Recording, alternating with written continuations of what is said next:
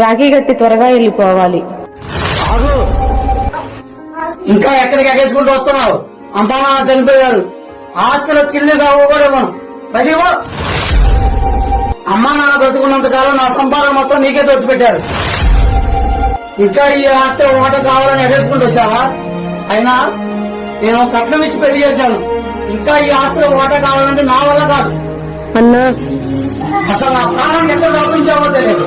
ప్రతి దానికి నా జీవితానికి ఒక సెమినార్ దాపించావు నువ్వు. నాకు అయ్యినానికి కాందానికి నీకు పెట్టి పెట్టి పెట్టి మా జీవితం మొత్తం నీకే పెట్టాల్సి వస్తుంది. ఏంటి ఇంకా నిలబడ్డావు? ఎంత చెప్పిన తర్వాత కూడా సిగ్గులేదా? ఆగన్నా.